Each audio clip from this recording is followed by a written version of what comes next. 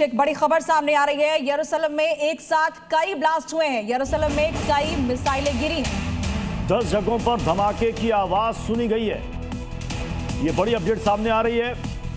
यरूशलेम में एक साथ कई धमाके हुए हैं।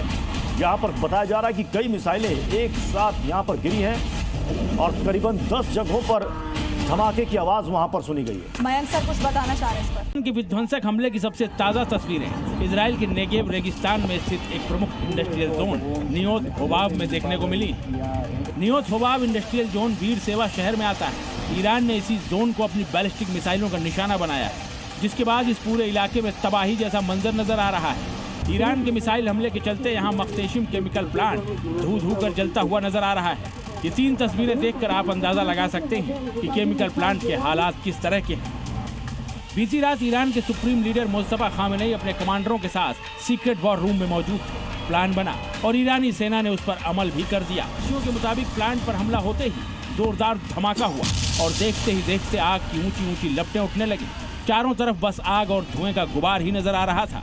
धू धू कर जलते प्लांट से केमिकल रिसाव की आशंका ने अफरा तफरी का माहौल बना दिया। नियोत होबाब औद्योगिक क्षेत्र इजराइल का एक प्रमुख केमिकल और औद्योगिक हब है। इस इंडस्ट्रियल जोन में 40 से भी ज्यादा फैक्ट्रियां दिन रात काम में जुटी रहती हैं। इन फैक्ट्रियों में कई खतरनाक रसायनों का उत्पादन और भंडारण होता है। जिस प्लांट पर हमला हुआ उसमें खेती में इस्तेमाल होने वाले कीटनाशक, खरपतवार नाशक और फफूंद नाशक बनाए जाते हैं। ऐसे में प्लांट पर हुए हमले के चलते सबसे बड़ी चिंता केमिकल लीक को लेकर है। प्रशासन ने आशंका जताई है कि प्लांट में मौजूद रसायनों के कारण जहरीली गैस फैल सकती है। मौके पर पहुंची फायर एंड इमरजेंसी सर्विसेज की कई टीमें लगातार प्लांट में लगी आग को बुझाने में जुटी हैं, लेकिन प्लांट से अब भी घना धुआं उठ रहा है। अधिकारियों का कहना है कि आग पर आंशिक रूप से काबू पा लिया गया है, लेकिन पूरी तरह से काबू पाने में अभी वक्त लग सकता है। हालात को देखते हुए इलाके के लोगों को घरों में ही रहने की सलाह दी गई है। इंडस्ट्रियल एरिया के आसपास जाने से भी लोगों को मना किया गया है। लोगों को घरों की खिड़कियां, दरवाजे और वेंटिलेशन सिस्टम बंद रखने की सलाह दी गई है। रविवार की रात ईरान ने दक्षिण इजराइल में कुल 8 मिसाइल हमले किए। इनमें से कुछ मिसाइलों को तो इजरायली एयर डिफेंस सिस्टम ने हवा में ही मार गिराया, लेकिन 3 मिसाइलें अपने टारगेट को हिट करने में कामयाब रही। नियोत होबाब औद्योगिक क्षेत्र में न सिर्फ केमिकल प्लांट बल्कि एक पावर प्लांट और एक स्टील प्लांट को भी भारी नुकसान पहुंचा है। ये 3 तस्वीरें देखिए।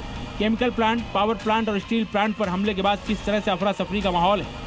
ईरान के ये हमले बता रहे हैं कि उसकी मिसाइलों और ड्रोन के जखीरों को समाप्त करने का इजरायली और अमेरिकी दावा पूरी तरह से झूठा है। इन 3 हमलों में सबसे खतरनाक मख्तेशिम केमिकल प्लांट पर हुआ हमला ही माना जा रहा है। इस हमले के चलते अगर प्लांट से केमिकल लीक हो गया तो इलाके में भारी तबाही मच सकती है। लिहाजा इस हमले के बाद से पूरे बीर सेवा शहर में दहशत का आलम है। ब्यूरो रिपोर्ट, जी मीडिया।